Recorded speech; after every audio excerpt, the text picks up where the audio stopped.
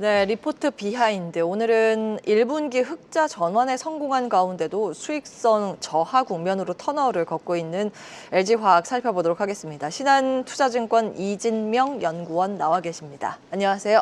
네, 안녕하세요. 네, 그 제목이 지금 화면에 나가고 있습니다. 당분간 불확실성 지속.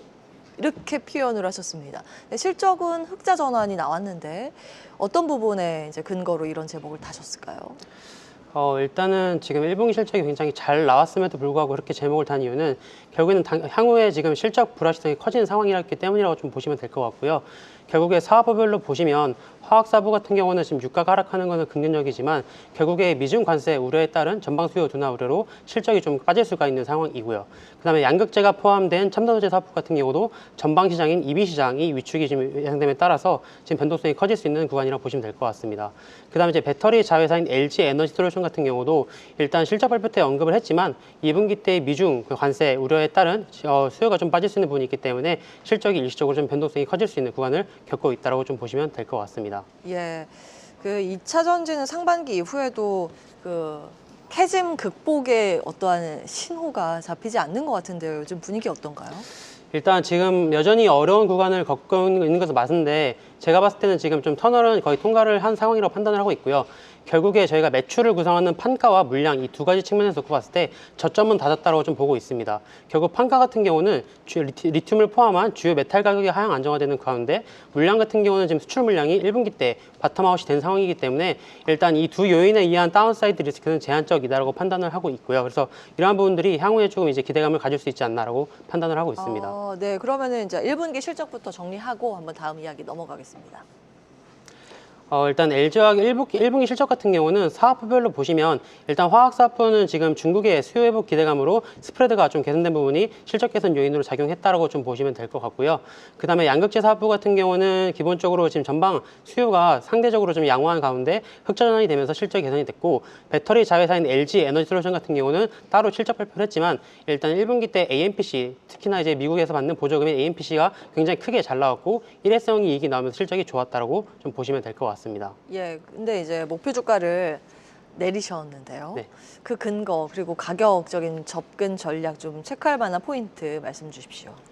일단 LG화학의 목표 주가를 실적 추정치를 낮추면서 좀 하향 조정을 했는데 결국에 그럼에도 불구하고 좀 하방 리스크는 제한적이다라고 판단을 하고 있고요. 앞서 말씀드렸던 것처럼 여전히 이제 변동성이 높은 구간이긴 하지만 결국에 좀 이제 우려가 정점을 통과한 상황이라고 보고 있고 하반기로 갈수록 이런 불확실성이 거쳐지면서 다시 한번 좀 펀더멘털이 부각될 수 있기 때문에 그렇게 좀 말씀을 드렸고요. 그다음에 주가적인 측면에서도 지금 LG화학 같은 경우는 거의 역대 최저 수준의 밸류에이션을 받고 있는 상황입니다. 그렇기 때문에 지금 주가 수준에서는 일단 만약에 보유하신 투자자분들이라고 하시면 매도 실익보다는 좀 홀딩이 낫지 않나라고 말씀을 드리고 있습니다. 네, 주요 고객사들의 속도 조절 가능성이 있지만 지금 그럼에도 상반기 이후에는 업황 관련 불확실성이 점차 줄어들 가능성에 좀 주목을 하셨고요. 목표 주가 하향 조정에서 일단 30만 원 제시를 했습니다. 내용 참고해 보시기 바라겠습니다. 일단 하반기 개선 방향성 여전할 것으로 보인다라는 평가까지 LG화학 먼저 체크해 봤습니다.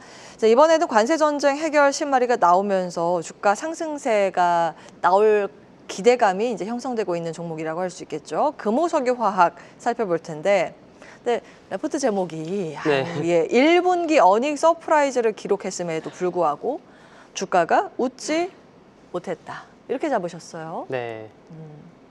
왜 그렇게 잡으셨어요? 일단 사실 뭐 두 종목 다 제목 자체는 좋지 않은 상황인데요. 예. 네, 그럼에도 금호석유화학은 제가 좋게 계속 말씀을 드리고 있는데 일단 1분기 실적은 시장 기대치를 굉장히 크게 상회를 했습니다.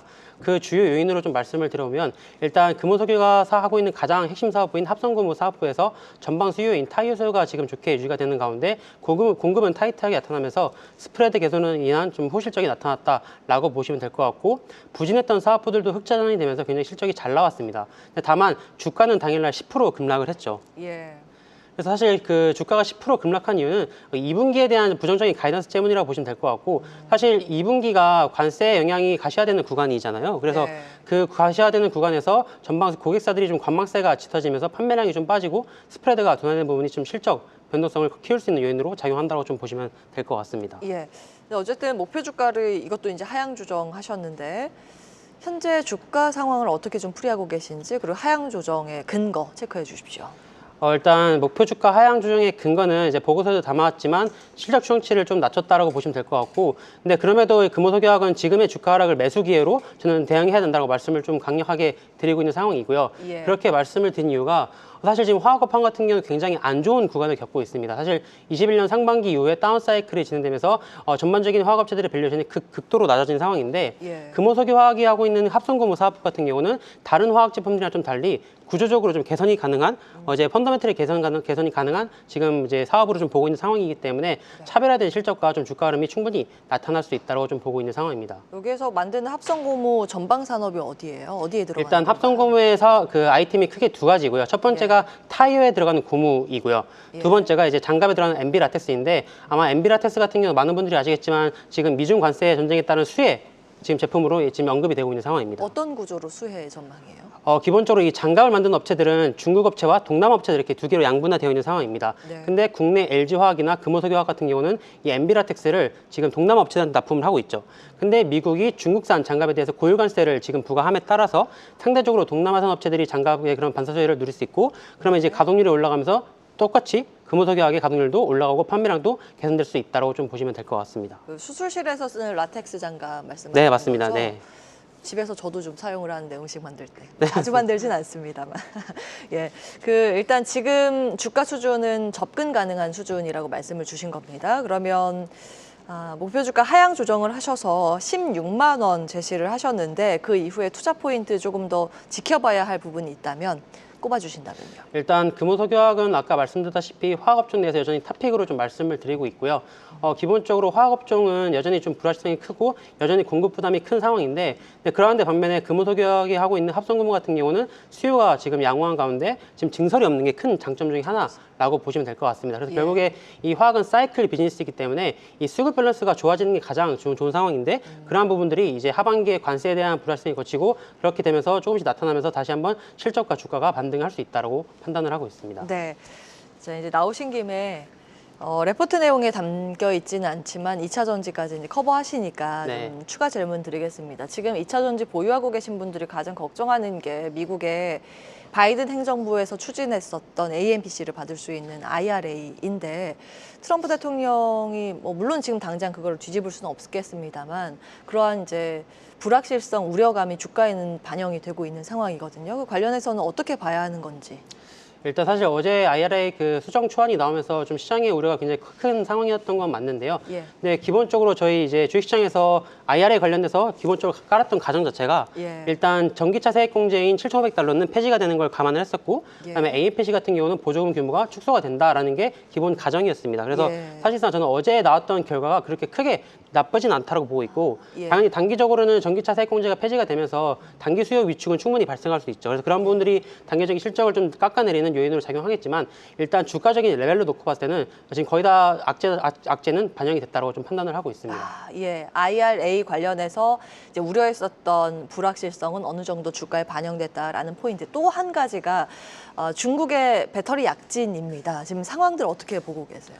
사실 중국의 배터리 약진 관련해서는 지금 유럽에서의 지금 중국 업체들의 점유율이 굉장히 빠르게 올라오고 있죠. 근데 지금 유럽의 전기차 판매량이 1분기 때 굉장히 잘 나왔는데 그러한 수혜를 국내 업체들이 못 누리고 다 중국 업체들이 가져갔다는 게 좀 리스크 요인이라고 좀 보시면 될 것 같습니다. 네, 그럼에도 불구하고 결국 아까 말씀드렸지만 현재 가격과 물량 변수가 지금 바닥을 찍었고 하반기로 가면 갈수록 지금 전기차 판매도 좀 올라오고 지금 그 고객사들의 재고 축적도 다시 나타나면서 국내 업체들의 가동률도 지금보다는 충분히 올라갈 수 있다고 좀 판단을 하고 있습니다. 업황 자체가 최악은 지나고 있다라고 평가를 하신 거네요. 네네. 알겠습니다. 신한투자증권 이진명 연구원과 함께했습니다. 오늘 말씀 고맙습니다.